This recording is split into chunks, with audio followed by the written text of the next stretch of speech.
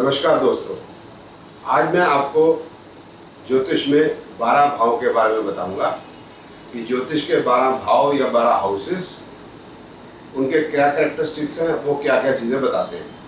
तो ज्योतिष में जब भी हम प्रेडिक्शन देंगे तो वो भावों के ऊपर डिपेंड ज़्यादा करती है। राशियों की प्रेडिक्शन सिर्फ उससे नेचर पता चलती है। ग्रह के अपने मतलब हो सकते हैं, जैसे चंद्रमा है वो किसी चीज़ का कारक है या सूर्य किसी चीज़ का कारक है। लेकिन सूर्य कैसा भी है, कुछ भी है, वो उसके समय पर नौकरी है, उसकी दशा में नौकरी लगेगी नहीं लगेगी, ये भाव ही बताएंगे। सूर्य या चंद्रमा या मंगल को सिर्फ इतना बताएंगे कि उनके अपने कलर्स क्या होंगे। कलर्स का मतलब ये हुआ जैसे किसी की नौकरी लगनी है तो वह सूर्य के पीरियड में दशाओं में लगेगी तो वो गवर्नमेंट नौकरी, क्योंकि सूर्य जो है गवर्नमेंट का कारक है। इस तरह से मंगल में नौकरी लगेगी तो ये पॉसिबिलिटी बढ़ जाती है कि सिक्योरिटी की जॉब लगे, क्योंकि जो मंगल है वो सिक्योरिटी का कारक है।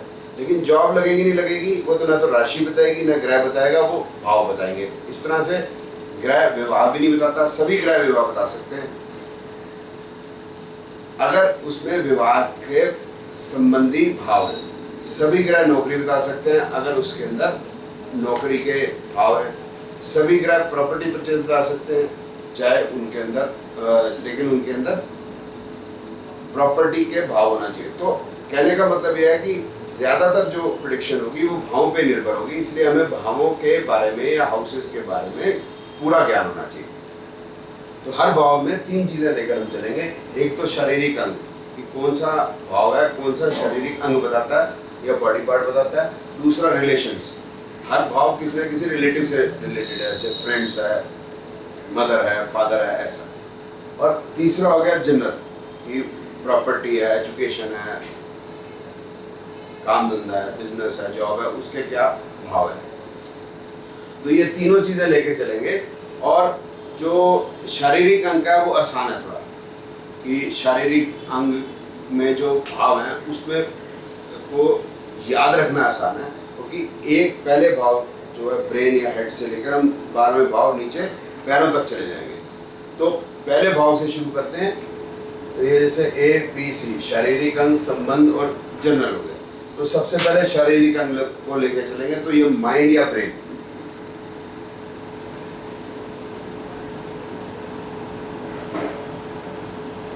स्कल मतलब बुद्धि भी ले सकते हैं, इसमें हम कह सकते हैं तरीके से, या ब्रेन माइंड। और स्कल ये जो हड्डी है जिसमें ब्रेन आता है वो पूरा जो होगा फर्स्ट हाउस होगा। और पूरी बॉडी भी फर्स्ट हाउस है, कंप्लीट बॉडी, पूर्ण शरीर।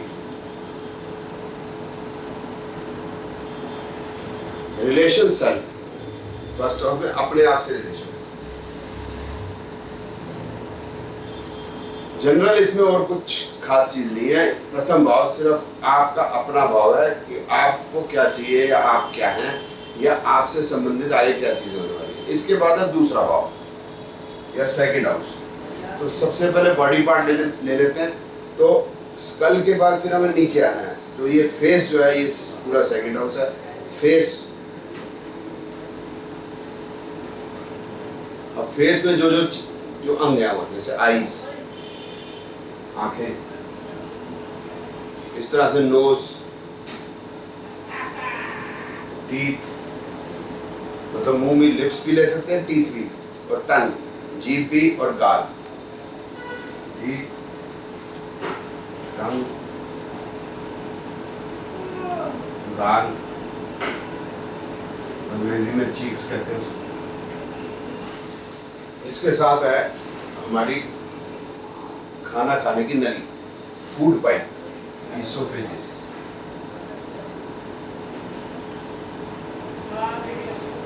तो ये तो हो गया हमारा इसका नोज, चीक्स, लिप्स, टीथ, टंग, फूड पाइप, आईज, फोरहेड, माथा भी लेते हैं इसी में। ये तो बॉडी पार्ट हो गए। नेक भी ले सकते हैं वैसे, लेकिन नेक जो है वो दूसरे तीसरे दोनों भाव में चला जाएगा। ये क्लियर नहीं हो पाता कि वहाँ है या यहाँ है, तो दोनों भाव में आ जाएगा। इसके बाद हो गया हमारे संबंध, रिलेशंस। तो फैमिली, तो हमारी पूरी फैमिली जो है वो सेकंड हाउस से रिलेटेड है। अब जो चीजें इसके अंदर जो जनरल चीजें हैं वो है संचित धन, दैट इज एक्यूमुलेटेड वेल्थ, संचित धन। ये संचित धन में क्या क्या चीजें हैं अब ये मैं समझा रहा हूँ। संचित हमारे पास क्या होता है, जो हमने कमाया आजकल के हिसाब से क्या होगा, जो हमारे बैंक में पैसा है, तो बैंक अकाउंट में पैसा है, फिक्स डिपॉजिट, गोल्ड, ठीक है। अब ये तीनों चीजें जो है इजीली लिक्विडेट हो जाएंगी, मतलब बड़ी जल्दी हम इसको लिक्विडेट का मतलब निकाल सकते हैं तुरंत। गोल्ड भी है, आप जाएं और जाके बेच सकते हैं कहीं भी। गोल्ड जो है वो ऐसी चीज़ है, वो हर जगह की करेंसी है, तो हिंदुस्तान में भी बेच सकते हैं आप उसको, अमेरिका में भी बेच सकते हैं, वर्ल्ड में कहीं भी बेच सकते हैं। तो गोल्ड, कैश, आपके जो जेब में कैश है वो, बैंक अकाउंट में जो पैसे पड़े हैं, फिक्स डिपॉजिट भी आप जब मर्जी जाके तुरंत लिक्विडेट करा सकते हैं, बैंक आपको तुरंत दे देगा। जो ब्याज है कम कर दे वो बात अलग। जो प्रॉपर्टी है वो भी आपका एक्यूमुलेटेड वेल्थ है, लेकिन वो इस भाव में नहीं है। व्हीकल है उसका अलग भाव है, लेकिन इसमें यही है जो इजीली लिक्विडेट होता है। और कौन सी चीज़ है जो आपका एक्यूमुलेटेड वेल्थ है, वो है आपकी नॉलेज, जो आपने संचित की हुई है। आपने आज तक जो पढ़ा है उसके अंदर, वो जो आपको याद है, उसको हम आगे प्रयोग में ला सकते हैं। इस तरह से आपको कार चलानी आती है, तो ये आपकी एक्यूमुलेटेड नॉलेज होगी, तो वो आप दिन में हमेशा यूज़ कर सकते हैं। आपको किसी का मोहताज होने की ज़रूरत नहीं है। आपके पास पैसे बिल्कुल ख़त्म हो गए हैं, आप थोड़ी सी रेसिपी जानते हैं, कुछ बनाना जानते हैं, जैसे केंटकी फ्राइड चिकन का मालिक था, उसको सिर्फ चिकन बनाना आता था, उसने बना दिया, लोगों को पसंद आ गया, देखिए वो मल्टी बिलियनर। तो आपकी एक्यूमुलेटेड नॉलेज भी जो है ये सेकंड हाउस से आएगी, ठीक। इसके बाद थर्ड हाउस। अब थर्ड हाउस में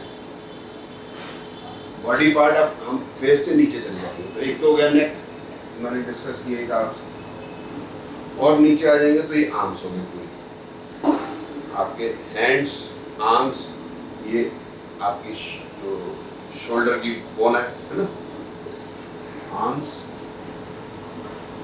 कॉलर बोन कहते हैं, हैंड्स। हाँ, तो इसके बाद हो गया विंड पाइप। सेकेंड हाउस में फूड पाइप है, तो थर्ड हाउस में विंड पाइप। ये हो गए हमारे बॉडी पार्ट। इसके बाद रिलेशन जो हो गए हमारे पड़ोसी, एक तो नेबर, एक इमीडिएट जो छोटा भाई है, बहन, यंगर सिबलिंग्स, नेबर। अब जनरल चीजें आ जाती हैं, तो एक तो हो गया कम्युनिकेशन,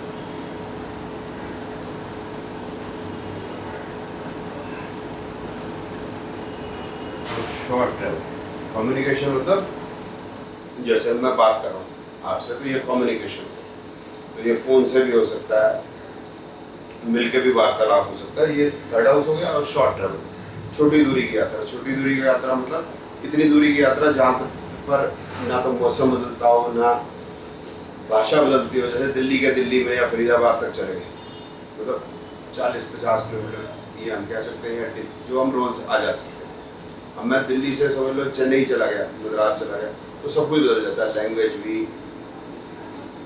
पहनावा भी, मौसम भी बदल गया, खान पान भी बदल गया, तो वो लंबी दूरी की यात्रा है, तो ये शॉर्ट ट्रैवल बताता है। इसके बाद है चौथा बॉडी पार्ट, ये हो गया चेस्ट। चेस्ट के साथ इसमें हो गया हार्ट और लंग्स। ये फेफड़े, दिल और चेस्ट। और इसके बाद जो रिलेशन है वो है मन, और जो इसमें एक्यूमुलेटेड वेल्थ है वह प्रॉपर्टी और वेल्थ।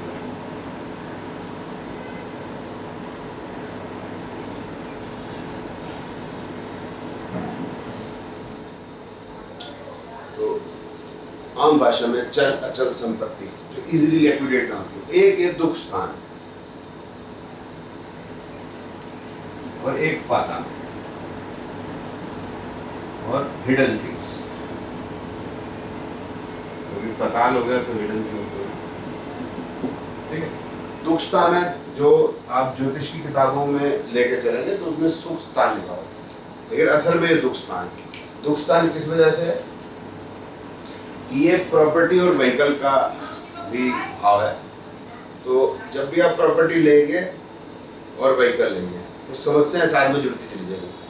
इन दोनों में क्या होगा कि आपको ताला लगा के जाना पड़ेगा। तो ये जो ज्योतिष है ये हमने नहीं बनाई, ये ऋषि मुनि ने बनाई। तो ऋषि मुनियों के अनुसार वो जो चीज़ जो हमें परेशान करती हो वो दुख देगी, तो उनको क्या चीज़ परेशान करती है? जो चीज़ हमें लेकर चलनी पड़े,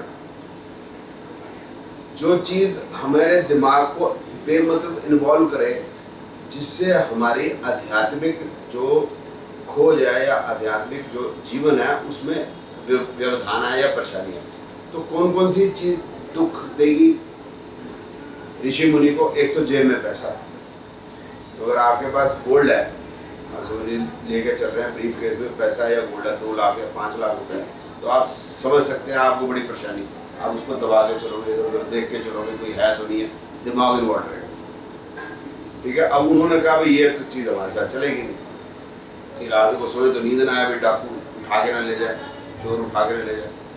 पहले बैंक तो होते नहीं थे, अब बैंक में रखो तो इनकम टैक्स का डर होता है। तो उन्होंने कहा ये चीज़ नहीं होगी। साथ में कार होगी, कार जैसे आप लेंगे इंश्योरेंस करानी, चोरी ना हो जाए। आजकल तो पार्किंग की जगह के लिए या गाड़ी थोड़ी रैश किसी ने चला दी तो गोली मार देते लोग।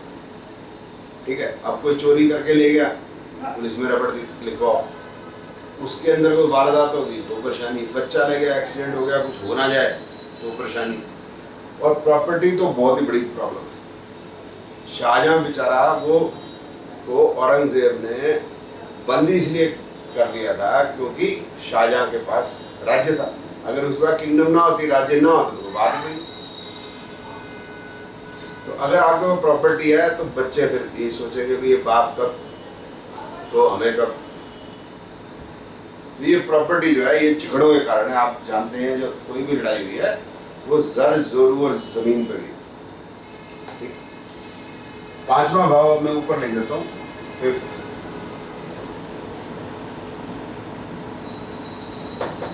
तो पहले तो बॉडी पार्ट आ जाते हैं, तो ये stomach, liver, pancreas, gallbladder, spleen. पेट, लिवर, पैनक्रियास, गॉल ब्लैडर और स्प्लीन, पित्त की थैली है। अब इसके बाद जो संबंध है इसमें हमारे वो चाइल्ड, बच्चा, प्रोजेनी, बच्चा होने की क्षमता, आपका बच्चा और बच्चा होने की क्षमता। इसके बाद जनरल आइटम्स में क्या आ जाएगा? सबसे पहले तो ये लव का, प्रेम, फिर स्पिरिचुअलिटी, अध्यात्म, स्पिरिचुअलिटी, अध्यात्म, और हो गया स्पेकुलेशन।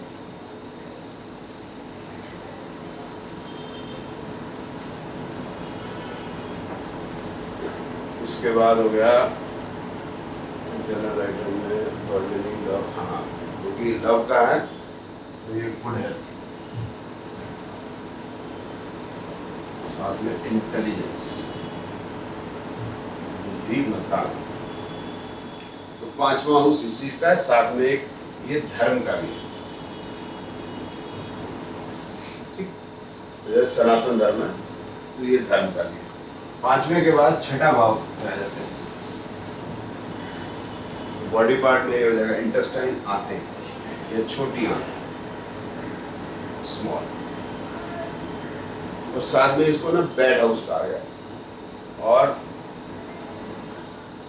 इसके बाद जो रिलेशन है वो हमारे हो सर्वेंट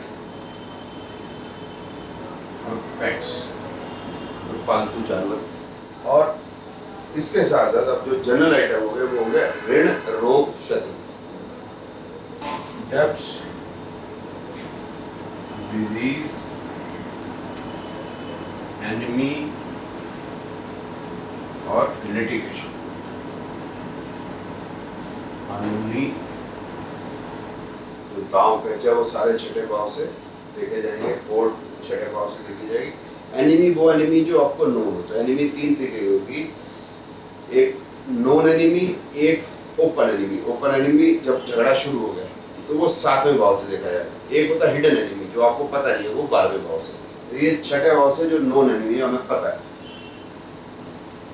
7वां भाव हो गया। अब ये इसमें बॉडी पार्ट है वो internal sex organs.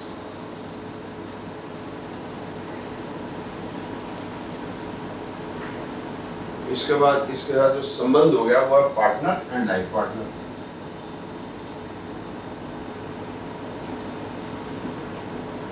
General item हो गया इसमें मैरिज,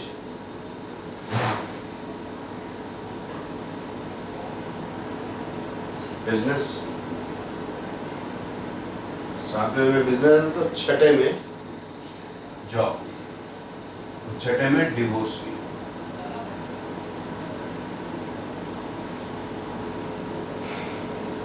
अब 8वां भाव ले लेते हैं और 7वें का ओपन एनिमी भी है वो।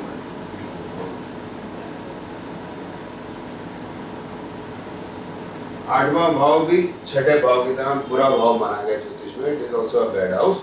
अब इसमें बॉडी पार्ट है वो एक तो सेक्स ऑर्गन्स एक्सटर्नल हो गए, जैसे हो गया टेस्टिकल्स, इसके साथ लार्ज इंटेस्टाइन,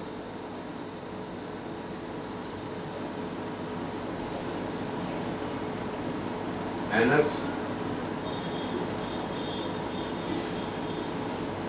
रेक्टम, गुदा। ठीक है। इसके बाद अब जो इसमें जो रिलेशनशिप्स हैं वो हो गए हमारे इन लॉस। बुरा भाव है तो इन लॉज बोलते हैं, शायद इसलिए बनाया मालूम नहीं। इसके बाद जनरल आइटम, जो भी चीजें छुपी हुई हैं, हिडन है, मिस्टीरियस है, वो सारी इसमें चली जाएंगी। साथ में death, death is also mysterious. Death, legacy, जो चीजें या जो पैसा कुछ खोने के बाद मिलता है, कुछ चीज खोनी पड़ेगी आपको, तो जैसे लेगेसी कब मिलेगा? लेगेसी या पैतृक संपत्ति जब पिता नहीं रहेगी, या रिश्तेदार कोई हैं बड़े उनकी डेथ होगी, या प्रोविडेंट फंड जब जॉब चली जाएगी। इंश्योरेंस मनी कब मिलेगी? जब कोई हादसा होगा। ठीक। और रहेगा डाउरी, ये भी फ्री का पैसा है, इसमें तब मिलेगी जब आज़ादी चली जाएगी। तो इस तरीके से 8वां जो भाव है उसमें वही सारी चीज़ें हैं जिसमें कुछ खोने के बाद मिलता है, लेकिन बड़ा मिलता है, ह्यूज। ठीक है। अब इस तरह से गड़ा हुआ धन भी इसी में आता है। और जो हिडन नॉलेज है, हिडन नॉलेज होगी जैसे एस्ट्रोलॉजी या other occult sciences, palmistry, numerology etcetera. और साथ में हो गया आर्कियोलॉजी, हिस्ट्री, एंथ्रोपोलॉजी,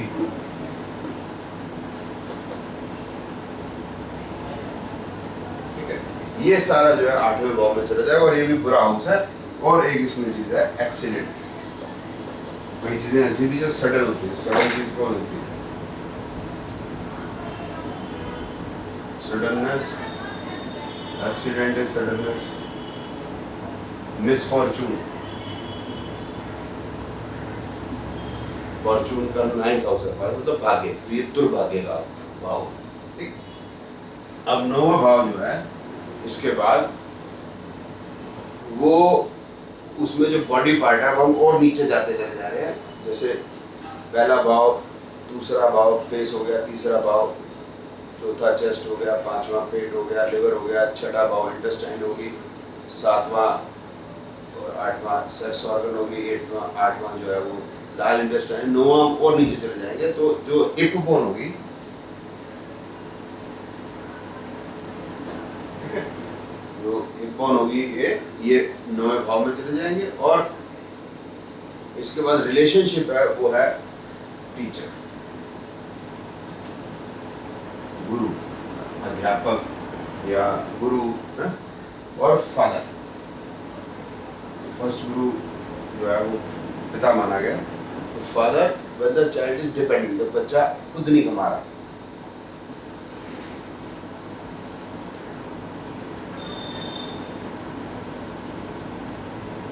ये टीचर का 9th हाउस है, तो ये चाइल्ड का 5th हाउस है, तो इस तरह से स्टूडेंट 5th हाउस की तरह। ठीक, अब इसके बाद 9वें भाव में जो जनरल चीजें हैं वो है लॉन्ग जर्नी, लंबी दूरी की यात्रा।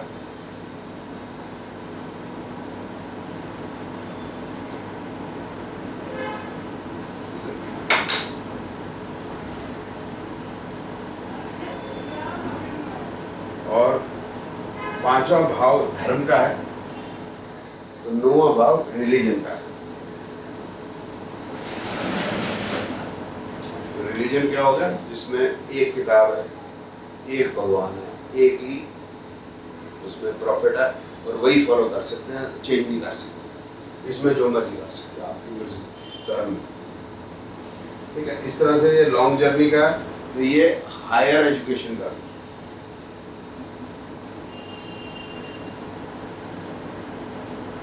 मैं शायद लिखना भूल गया था, 4था भाव एजुकेशन का।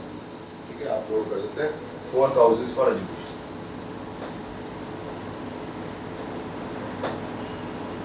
अब 10वें भाव पे आ जाते हैं। अब 9 के बाद 10 आ गए, तो अब बॉडी पार्ट में और नीचे चले जाएंगे, तो बॉडी पार्ट नीचे और हो गया लेग्स, थाई बोन, थाई और नीज। नीज दोनों हाउस ले सकते हैं, 10वां भी 11वां भी है। अब इसमें जो हमारा रिलेशन हो गया, ये बॉस से हो गया रिलेशन। एक फादर, चाइल्ड इज इंडिपेंडेंट। अब बच्चा इंडिपेंडेंट हो गया तो उसका फादर का हाउस चेंज होता है, 9 का 10 हो जाएगा। और जनरल चीज में होगा नेम, फेम, पोजीशन, आप क्या काम करते हैं, किस ओहदे पे सोसाइटी में, क्या आपका स्टैंडिंग है। तो ये हो गया 10वां भाव। ठीक, अब आ जाते हैं हम 11वें भाव पे। 11th हाउस,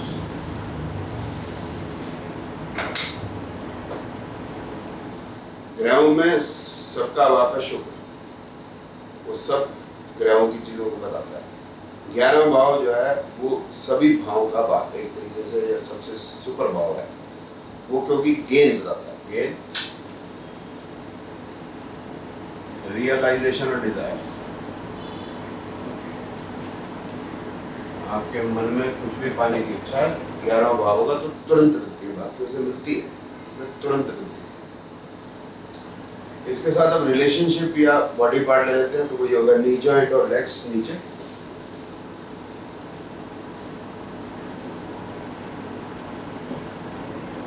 और रिलेशनशिप हो गया Elder brother sisters, Elder brother sisters, friends, associates, colleagues, ये सब 11वें भाव में आ जाएंगे। अब 12वां भाव है आखिरी भाव। तो ये जो भाव है, इसमें जो बॉडी पार्ट आ गया, feet, this is also bad house and the body part is feet.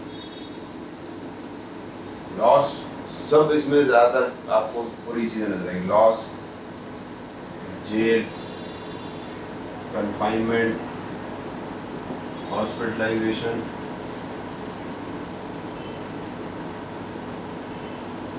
Expenditure, death.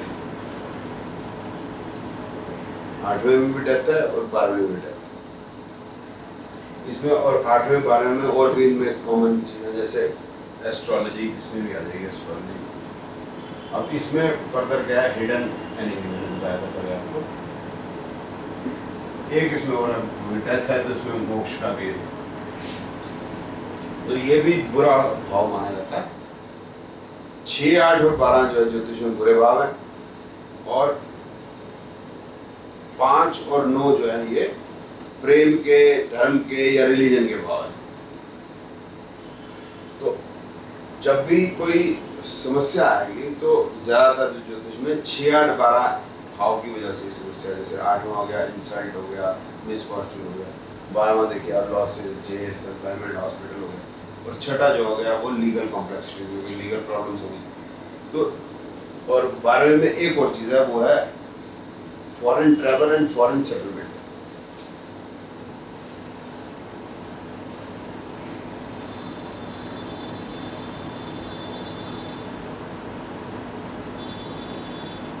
अब इसको यूज कैसे करेंगे एक अलग चीज है, क्योंकि हम भाव को यूज कैसे करेंगे, प्रयोग कैसे करेंगे, जन्मपत्री में अलग चीज है कि ग्रह कहाँ बैठा है, किस भाव का स्वामी है। तो जब उसका दशा में पीरियड आएगा तब वो हाउस एक्टिवेट हो जाएगा। लेकिन क्योंकि एक ही भाव में बड़ी सारी चीजें हैं, तो कौन सी चीज होगी ये बताना, ये भी एक कला है। और ये जो है हम नाड़ी ज्योतिष से बता सकते हैं कि क्या होगा। जैसे 12वें भाव में बड़ी सारी चीज़ें हैं, फीट है, लॉस है, जेल है, कन्फाइनमेंट है, हॉस्पिटलाइजेशन है, एक्सपेंडिचर है, डेथ है, हिडन एनिमी है, फॉरेन ट्रैवल भी है। और ये तो हो नहीं सकता, सभी होगी चीज़ें कि वो आदमी जेल जाएगा, जेल के बाद जाके वो हॉस्पिटल में चला जाएगा, हॉस्पिटल के बाद वो इंडिया में रहता है, अमेरिका चला जाएगा, अमेरिका में उसको सब कुछ लुट जाएगा या वो सब कुछ उसको चाहेगा, नुकसान हो जाएगा और फिर उसकी डेथ हो जाएगी और उसको मोक्ष हो जाएगा। ऐसा तो होगा नहीं। तो कुछ होगा, कुछ नहीं होगा। अब एक्सपेंडिचर भी और लॉस भी है, दोनों चीज़ों में फर्क है। अब मैं पैसा लगाता हूँ, मैं किसान हूँ, खेत में बीज में पैसा लगाऊंगा, बीज में पैसा लगाया तो वो एक्सपेंडिचर है। अब जो फसल आई वो बेनिफिट हो गया। लेकिन अगर बीज तो मैंने डाला लेकिन फसल नहीं हुई, पानी नहीं बरसा, तो वो लॉस हो गया। तो ये देखना पड़ेगा कि 12वें हाउस में से एक्सपेंडिचर होगा या लॉस होगा।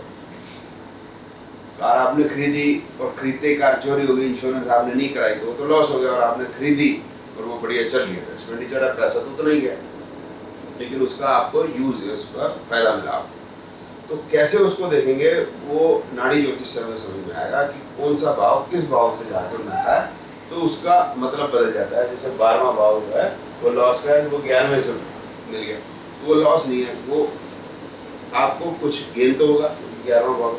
तो कुछ 12वां क्या बता रहा है, अब इसमें एक्सपेंडिचर बता रहा है, कुछ पैसा देना पड़ेगा फिर मिल जाएगा। अब मैंने पैसा दिया, मैं 31,000 रुपये दिया, मैंने 1 तोला सोना ले लिया तो मेरा लॉस थोड़ा ना, ये तो मेरा संचित धन बन गया, एक्सपेंडिचर तो हुआ। लेकिन कल को अगर वो 35,000 हुआ बेनिफिट है। तो इस तरह से वो 12वां भाव अगर 8वें भाव के साथ 7वें भाव के साथ रिलेट हो जाएगा, वो हम आगे नाड़ी ज्योतिष जब आप पढ़ेंगे या मेरी वीडियो देखेंगे तो आपको समझ में आ जाएगा। तो वो जो आप सोना आप लेके आएंगे तो वो कोई छीन के चला जाएगा आपसे।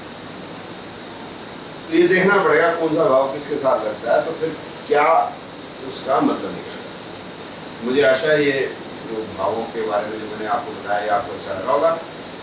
अगर आपको ये वीडियो अच्छा लगा और भी मेरे वीडियो आप देखना चाहते हैं तो आप मेरे चैनल को सब्सक्राइब कीजिए और आप पाएंगे कि आपकी जानकारी ज्योतिष में दिन दूनी रात चौगुनी तक निकलती है। धन्यवाद।